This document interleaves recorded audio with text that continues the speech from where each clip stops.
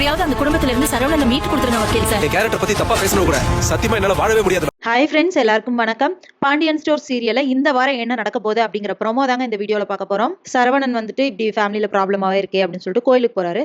அங்க கோயில்ல ஒருத்தங்களை இடிச்சிடுறாங்க. அப்ப யாரு அப்படின்னு சொல்லி பார்க்கும்போது அஞ்சலி அப்படின்னு சொல்லி கூப்பிடுறாரு. அவங்களும் சரவணா அப்படின்னு சொல்லி கேட்கறாங்க. அதாவது இவரோட சரவணனோட எக்ஸ் கேர்ள் ஃப்ரெண்ட் அவங்கள தான் மேரேஜ் பண்ணதா இருந்துச்சு. அதுக்கப்புறமா சரவணனோட அப்பா வேண்டாம் அப்படின்னு சொன்னனால அந்த பொண்ணை கல்யாணம் பண்ணல. ஸோ இப்போ இவங்க 2 பேருமே மீட் பண்றாங்க. இதுக்கப்புறம் வந்துட்டு தங்கமேல் வீட்டில் வந்து அவங்க அம்மா சொல்றாங்க, இங்க இருக்கிற 3 பேத்துக்கே சாப்பாடு இல்லாம இருக்கு. இதுல இவ வேற ஒருத்தி எக்ஸ்ட்ரா வந்து உட்காந்துட்டு இவளுக்கு சாப்பாடு போடுறதா இருக்குது.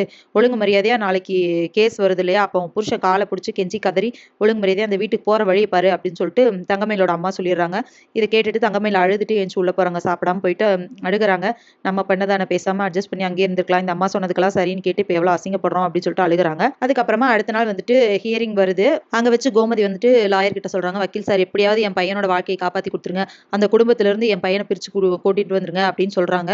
அதெல்லாம் பாத்துக்கலாம் அப்படின்னு சொல்லிட்டு வக்கீல் சொல்றாங்க. தங்கமேல் அப்பவுமே அழுகுறாங்க. சரவணனை பார்த்துட்டு மாமா அப்படின்னு சொல்லிட்டு பேசுறாங்க. ஆனா அவர் எதுவுமே பேசாம போயிடுறாரு. அப்புறமா உள்ளுக்குள்ள வந்துட்டு ஜட்ஜு விசாரிக்கிறாங்க. அப்போ வந்து இவங்க இவ்வளவு பொய் சொல்லிதான் கல்யாணம் பண்ணியிருக்காங்க அப்படிங்கறத லாயர் சொல்றாங்க. அது மட்டும் இல்லாம இதெல்லாம் எப்படி அப்படின்னு மாதிரி வக்கீல் கேட்கும்போது இவங்க சரவணன் என்ன சொல்றாருன்னா, என்னோட கேரக்டரை பத்தி ரொம்ப தப்பா பேசியிருக்கா, இவ கூட என்னால வாழ முடியாது அப்படின்னு சொல்றாரு. அதுக்கு தங்கமேல் வந்துட்டு இல்ல, எனக்கு விவாகரத்து வேண்டாம், நான் வந்துட்டு என் மாமா கூட வாழணும் அப்படின்னு சொல்றாங்க.